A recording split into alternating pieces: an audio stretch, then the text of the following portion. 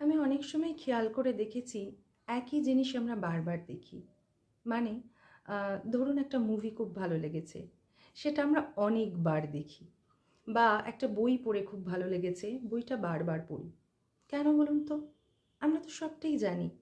কেমন শেষটা, কেমন মাঝখানটা বা কী হতে চলেছে এরপরে।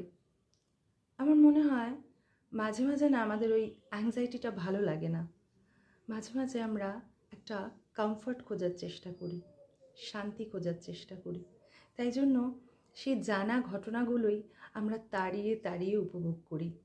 ধরুন কোনো একটা ছুটির দিন বাড়িতে রয়েছেন, কিন্তু হাতে সময় থাকা সত্ত্বেও আপনি নতুন কোনো রেসিপি ট্রাই করতে চান না, বরং তার জায়গায় সেদ্ধ ভাত, ডিম সিদ্ধ, আলু সিদ্ধ, ঘি দিয়ে তাড়িয়ে তাড়িয়ে উপভোগ করছেন। অথচ এই খাবারটাই আমাদের মধ্যে প্রায় সকলেই স্কুলে যাওয়ার সময় বেশিরভাগ দিন খেয়ে গেছি, কিন্তু সেই পুরনো খাবারটার মধ্যেই একটা অদ্ভুত আনন্দ, শান্তি আমরা খুঁজে পাই। কত নতুন রেস্টুরেন্ট, কত নতুন ক্যাফে খুলেছে যেখানে আমরা বন্ধুদের সাথে গিয়ে আড্ডা দিই। অথচ দেখা যায় আড্ডা সেভাবে জমছে না, কিন্তু নিজের বাড়ির বারান্দায় সামান্য একটু ম্যাগি বা কফি করে বসেও আমাদের আড্ডা জমে যায়। হয়তো আমরা সেখানে একটা কমফর্ট খুঁজে পাই। অফিসের বিরাট বড় মিটিং রুমে বসে যে সমস্যার সমাধান হয় না, অফিস থেকে বেরিয়ে ছোট্ট চায়ের ঘুমটির মধ্যে বসে সেই সমস্যার সমাধান হয়ে যায়।